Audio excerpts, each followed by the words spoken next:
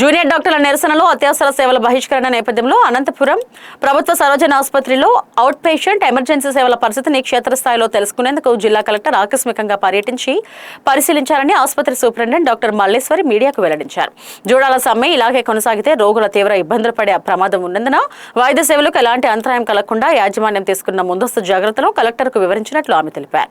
ముఖ్యంగా అత్యవసర విభాగాల్లో రోగులకు అసౌకర్యం కలగకుండా సీనియర్ వైద్యులు, ప్రత్యామ్నాయ వైద్యం సిబ్బంది ఏర్పాటు చేసి సేవలు నిరంతరాయంగా యథాతథంగా కొనసాగేలా అన్ని చర్యలు తీసుకోవాలని కలెక్టర్ ఆదేశించినట్లు సూపరింటెండెంట్ పేర్కొన్నారు. ఆందోళన చేస్తున్నారు. కలెక్టర్ గారు కూడా విజిట్ చేశారు.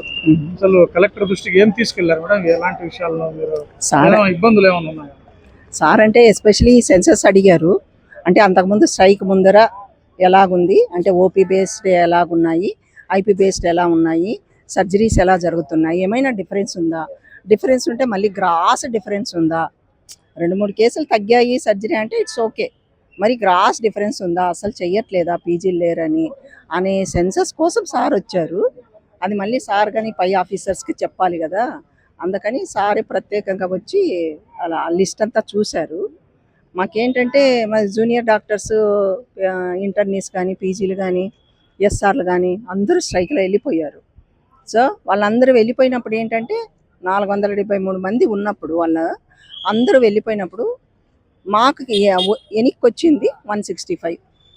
అంటే డిఎంఎండ్హెచ్ఓ సైడ్ నుంచి, డిసిహెచ్ సైడ్ నుంచి, ప్లస్ మెడికల్ కాలేజ్ నుంచి ఒక 31 మందిని ఇచ్చారు, ట్యూటర్స్ని వాళ్ళని.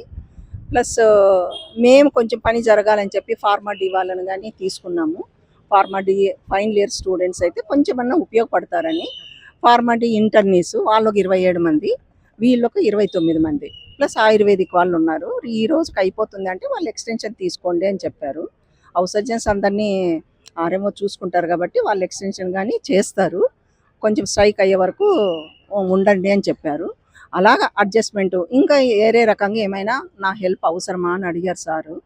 మనకేంటంటే మనకు వన్ అండ్ ఓన్లీ ఈ జీజీహెచ్ ఒక్కటే ఉంది ఈ జిల్లాలోన. పక్క నుంచి ఏది తీసుకునేదానికి పక్క నుంచి 400 మంది జూనియర్ డాక్టర్లు లేకపోవడం వల్ల ఖచ్చితంగా వైద్య సేవలకైతే అంతరాయం ఉంటుంది.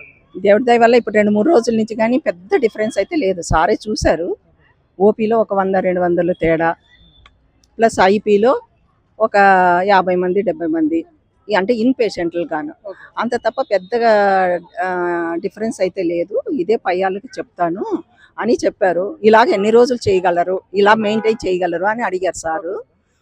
అంటే ఎన్ని రోజులు చేయగలమంటే ఎలా చెప్పేది అని ఉంటే సారే అడిగారు, ఒక 1 వీక్ చేయగలరా, ఇలానే మెయింటైన్ చేయగలరా అంటే చేస్తాం సార్ అన్నాము. ఆ తర్వాత ఇంకా కంటిన్యూ అయితే వాళ్ళ స్ట్రైక్ ఏం చెయ్యాలా అన్నారు. అంటే మనకు అనంతపూర్లో వేరే సోర్స్ అంటూ లేదు సార్. డిఎంఎండ్హెచ్ఓ, డిసిహెచ్ఎస్ వాళ్ళు ఇచ్చేశారు. ఇంకా వేరే ప్రైవేట్ కాలేజెస్ లేవు. ప్లస్ కర్నూలు లాగా 4 కాలేజీలు ఉన్నాయండి, అందరికీ చెప్తుంటాను. 2 గవర్నమెంట్వి, 2 ప్రైవేట్వి. అక్కడ కావాలంటే మెడికల్ కాలేజీలే, అక్కడ కావాలంటే వాళ్ళు అడ్జస్ట్ చేసుకోవచ్చు. ఇక్కడ అలాగ అడ్జస్ట్ చేసుకోవడానికి నో సోర్స్. అట్లాంటప్పుడు వేరే జిల్లా నుంచి తెప్పించుకోవాలి సార్ అని ఒక మాట అయితే చెప్పాను. ఇంకా సార్ లెవెల్లోనే అవుతుంది అది. ముందు మన జిల్లా మన రాష్ట్రంలోనే వేరే జిల్లా చూడాలి. అది మించిపోతే స్టేట్ లెవెల్లో ఇంకా పెద్దలు మాట్లాడాలి.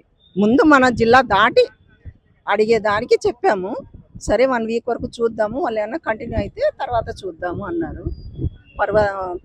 ప్రస్తుతానికైతే ఇబ్బంది లేకుండా జరిగిపోతుందండి. మీరు చూసి ఉంటారు హాస్పిటల్లో, పెద్ద క్యూలు లేదు, జరిగిపోతుంది. Thank you so much.